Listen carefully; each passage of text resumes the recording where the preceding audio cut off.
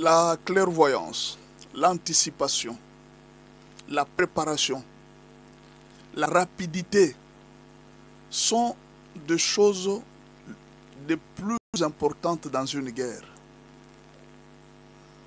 L'organisation, on doit sentir au-delà du courage une organisation, un suivi.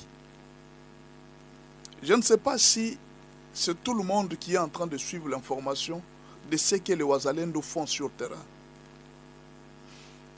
Les Wazalendo ont gagné plusieurs territoires. Et au moment où je parle, ils sont tout près de Bukavu.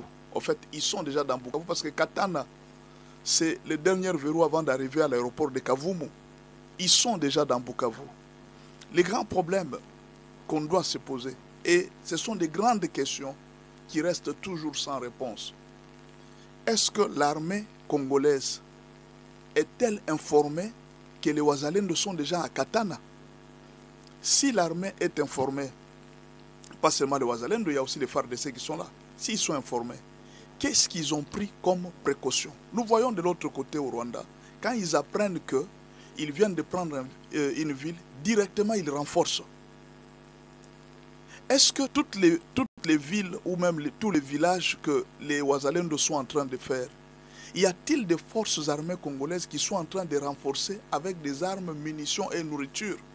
Il y a 2 fois où nous recevons des appels de Wazalendo qui pensent parfois que nous travaillons à la présidence, qui nous disent, il dit, pasteur, dites au président, nous avons besoin de la nourriture, qui nous envoie la nourriture et les munitions, la nourriture et les munitions.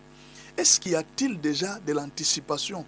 Quand les autres arrivent à Katana, que fait le gouvernement pendant ce temps-là?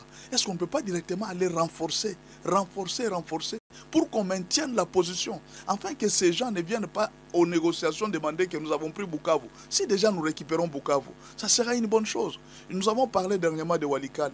Vous avez attaqué, vous attaquez. Non, c'est fini, vous avez bombardé, puis vous laissez. On laisse et puis c'est fini. Et quelque temps après, on voit les rebelles rentrer encore à Walikale alors qu'ils s'étaient déjà retirés. Pourquoi ne pas continuer au même moment l'attaque?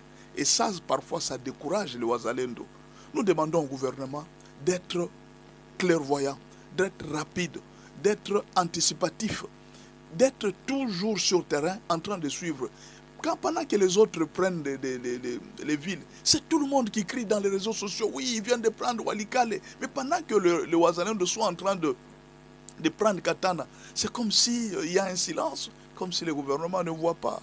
Tenez compte de ce que nos frères sont en train de faire.